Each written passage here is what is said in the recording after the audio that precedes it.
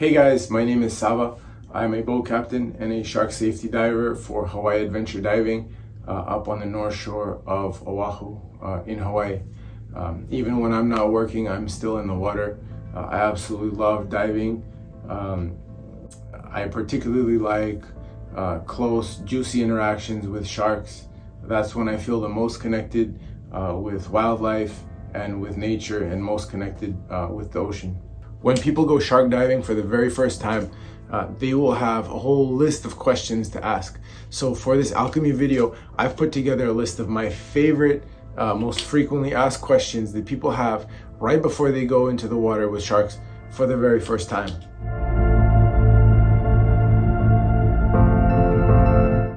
So first and foremost, it's important to recognize that sharks have been around way longer than humans.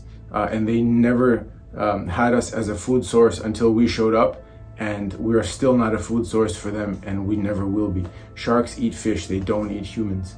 So unless you smell, look, move, and act like a fish, you simply will not be eaten. Sharks just don't eat people. There's roughly less than 10 deaths per year with shark-related accidents, and it's usually a test bite where you're in murky water and the shark doesn't see exactly what it's going for, but that is an accident. That is not an intentional bite. And at the most, it is a bite. It's never a shark actually eating a human whole.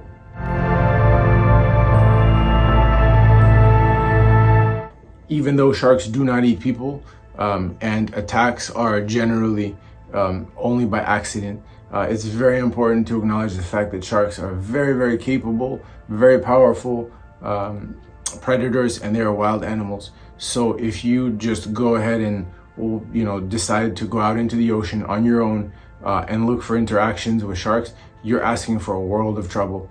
The only way to do this safely is to go with people who have been around sharks, people who are experienced and have been in the water with them and understand their behavior and can see things before they happen. Otherwise, you're just asking for trouble. There are fantastic shark boats all over the world with professional safety divers who are trained, and this is definitely the way to go. So don't just go out diving with sharks on your own. Sometimes when sharks are coming up on you, they can get closer than you would expect or that you're ready for. And so that is also why you want to have experienced divers with you, so that if a shark does come really within your personal space, just to bump you or to check you or to feel you out or understand who and what you are, that you have somebody with you that knows what's going on.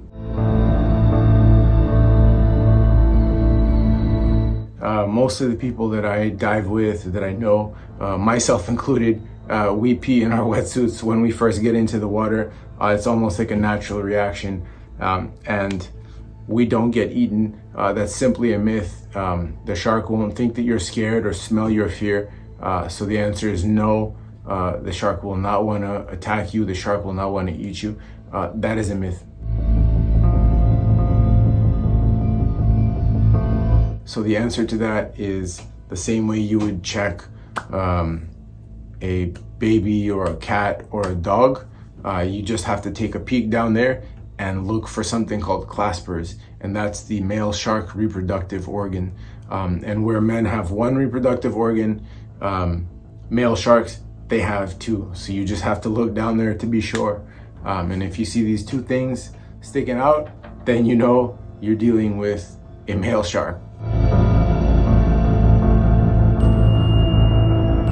If you have a small scrape or a scratch or a little bit of blood, will the shark want to attack you and think that you're its prey? The answer to that is also no, unless your blood smells like fish blood, and unless you're flapping your hands all over the surface and frantically panicking and you're heavily injured and you smell and look like a fish. The shark just will not react to that in any way. So if you have a scrape or a scratch on your body and you're acting normally, the way you're supposed to be when you're in the water with sharks, a shark will not want to eat you. It will not want to attack you.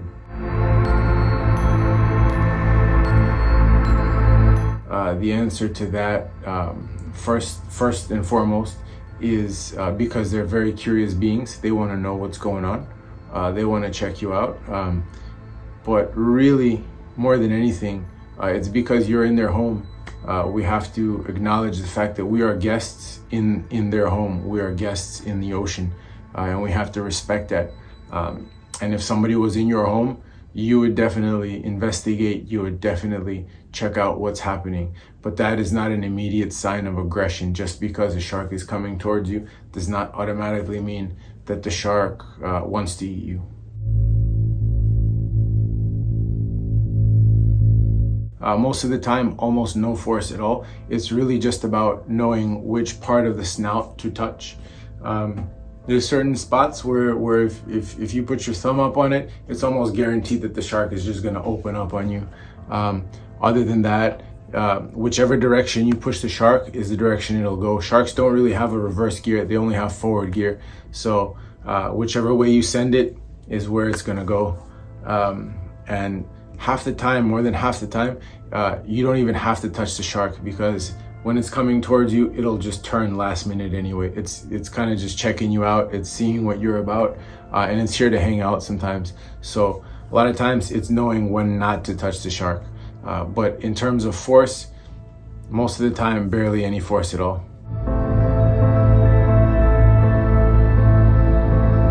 Taking people shark diving is an absolutely amazing job, and it also gives you the opportunity to share certain facts with people once they get out of the water, once they've dove with these sharks and seen them for who they really are.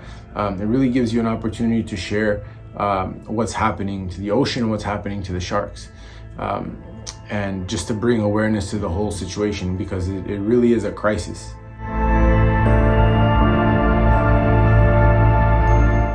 The shark population is down to about 30% now, and we've done this in the last 50 years or so. We've killed off about 70% of the shark population. It's mostly done through bycatch.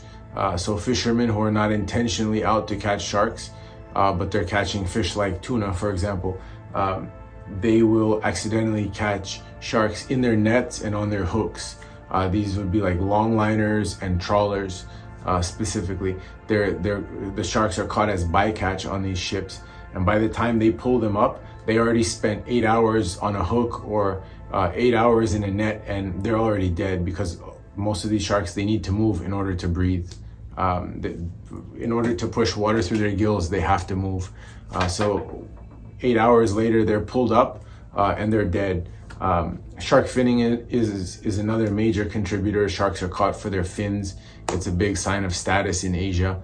But all this information is on Google, it's on YouTube. There's amazing documentaries out there that you can educate yourself on. But the second thing you can do is just go out, go diving, go find a shark boat, like go find your local shark boat and go diving with sharks. Build a relationship with the ocean, build a relationship with sharks.